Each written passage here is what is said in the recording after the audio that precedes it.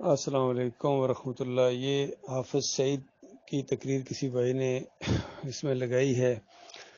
دیکھیں کتنی سچی بات ہے، کیونکہ یہ بات جو ہے قرآن کی ہے، لیکن یہ بندہ کس فریب کے ساتھ یہ بات کر رہا ہے، خود اس کے اوپر عمل نہیں کرتا ہے، اور قرآن کی اس آیت کا بالکل یہ منکر ہے جس میں اللہ تعالیٰ مسلمانوں کو کہتا ہے، سچے مسلمانوں کو، کہ کن تم خیر امہ، تم وہ بہترین امت ہو جو انسانیت کی رہنمائی کے لیے، نمونے کے لیے برپا کی گئی ہے۔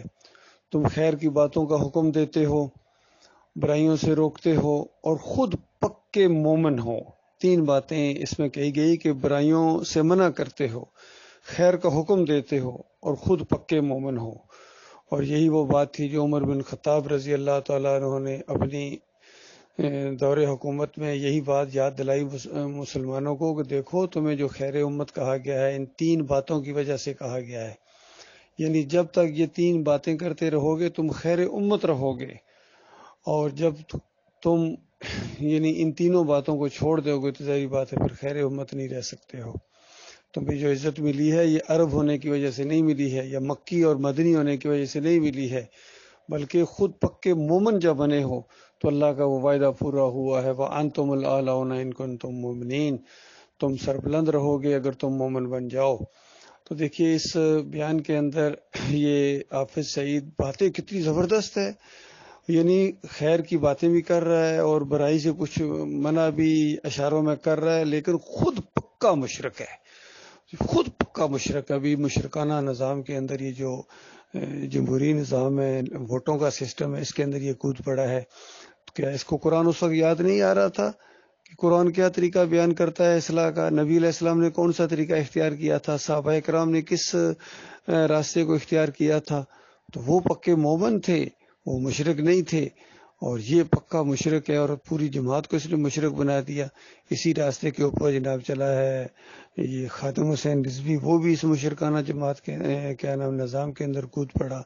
ساجد میر اس کے اندر کودا ہوا ہے۔ سارے جتنے یہ مذہبی فضل الرحمان، سارے ان کو ہوش نہیں ہے کہ یہ جو نظام ہے مشرکانہ ہے، اور یہ جن فرعونوں کو للکارا جا رہا ہے، بالکل یہ فرعون تو ہیں، لیکن جس طرح فرعون بنی اسرائیل کے اوپر ان کے بچوں کو ذبح کرتا تھا، ان کے ساتھ ظلم اور زیادتی کرتا تھا بنی اسرائیل کے اوپر، تو بنی اسرائیل اس وقت شرک کے اندر مبتلا ہو گئے تھے، اس وجہ سے ان کے اوپر عذاب کے طور پر فرعونیوں کو مسلط کر دیا گیا تھا۔ بالکل اسی طرح آج یہ جن کو اٹھنے کے لیے کہہ رہا ہے، اور نہیں اٹھ سکتے ہیں کیونکہ ان کے عقیدے کے اندر خرابی ہے، کبھی یہ نشاندہی نہیں کرتے ہیں۔ یہ جو علماء ہیں، یہ قوم ہے یہ چادریں چڑھانے والی، عرس اور میلے کرنے والی، اور یا علی مدد کے نعرے لگانے والے، یا رسول مدد کے نعرے لگانے والے، یہ فرعون کے خلاف اٹھیں گے، بلکہ فرعون ان کے اوپر اللہ کا عذاب بن کر آیا ہے۔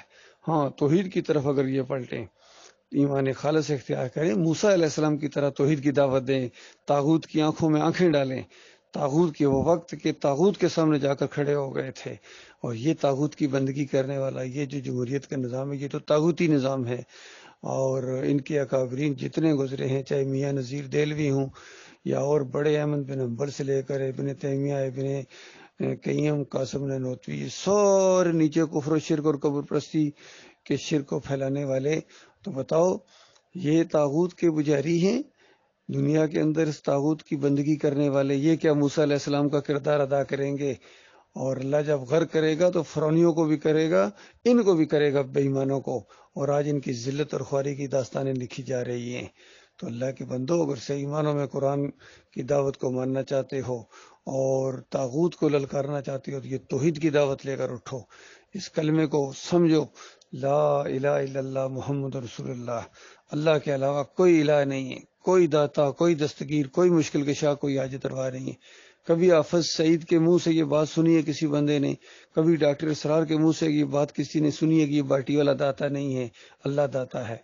اور علی رضی اللہ عنہ مشکل کشا نہیں ہے، اللہ مشکل کشا ہے۔ عبد القادر جیلانی کچھ بھی نہیں کر سکتا۔ یہ واسطے وسیلے شرک ہے۔ تصوف کا یہ سارا نظام، وحدت الوجود، وحدت الشہود اور حلول کے عقیدے، یہ مشرکانہ عقیدے ہیں۔ قرآن کا انکار ہے، لا الہ الا اللہ کے ساتھ غداری ہے۔ کبھی کسی نے کہا ہے؟ ان کی جرت ہی نہیں ہے، ان کی فیلڈ ہی نہیں ہے۔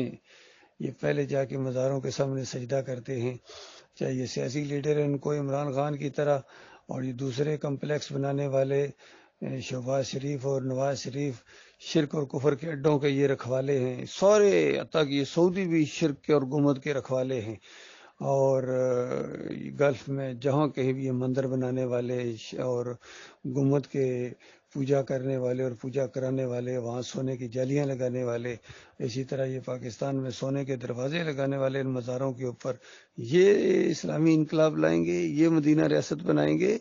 اب ان کے خلاف جہاد ہے، صحیح معنوں میں جو اللہ کے مخلص بندے وہ ان کے خلاف جہاد کریں گے، ان مشرکوں کے خلاف، بریلیوں کے خلاف، دیوبندیوں کے خلاف، اہل حدیثوں کے خلاف، سلفیوں اور صوفیوں کے خلاف جہاد ہے، کیونکہ یہ سب سے پہلے کلمے کے انکاری ہے، جس طرح قرآن میں کہا گیا تھا وَلَا تَكُونُوا أَوَّلَ كَافِرٍ بِهِ، بے ایمانو پہلے اس کے منکر بن کرنا اٹھو۔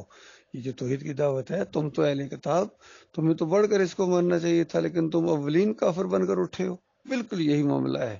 توحید کی دعوت جب اس معاشرے کے اندر ان پاکستانیوں کے سامنے، انڈیا کے مسلمانوں کے سامنے، بنگلہ دیش کے مسلمانوں کے سامنے، عربوں کے سامنے جب خالص توحید کی دعوت دی جائے گی، تو یہ ہندو اور سکھ اور یہودی اور عیسائی کیا اس کا مقابلہ کریں گے یا اس کے ساتھ نفرت کریں گے؟ سب سے پہلے یہ مسلمان اٹھیں گے اس دعوت کو روکنے کے لیے کہ اچھا ہمارے بزرگوں کے خلاف بولتے ہو، مزار بزرگ نہیں جانتے تھے، ان کے حکومت کے خلاف، ان کے مزار کے خلاف تم بولتے ہو، تو یہ پہلے مخالفت یہ کریں گے۔ توحید کی دعوت اہل کتاب ہمیشہ مخالفت کرتی ہے۔ تو یہ معاملہ ہے، کس فریب کے ساتھ یہ بات کر رہا ہے، ظالم جمہوریت کے شرک کے اندر مبتلا ہے اور یہ جہاد کرے گا۔ کسی نے سے پوچھا کہ دیکھو دوسروں کے بچوں کو تو بیچتے ہو، اپنا بیٹا تمہارا طلحہ کیوں نہیں جہاد کے لیے جاتا ہے؟ تو اس نے آگے سے جواب دیا اس کی ماں نہیں مانتی ہے۔ اچھا، طلحہ کی ماں نہیں مانتی ہے اور باقیوں کی مائیں مانتی ہیں، تو یہ ایسا فریب کار آدمی ہے، بڑا باصلاحیت ہے، لیکن شرک کے اندر ڈوب گیا، اللہ کے دین کو اس نے بڑا نقصان پہنچایا ہے۔ اللہ تعالیٰ ان سارے فریب کاروں سے اپنی پناہ میں رکھے۔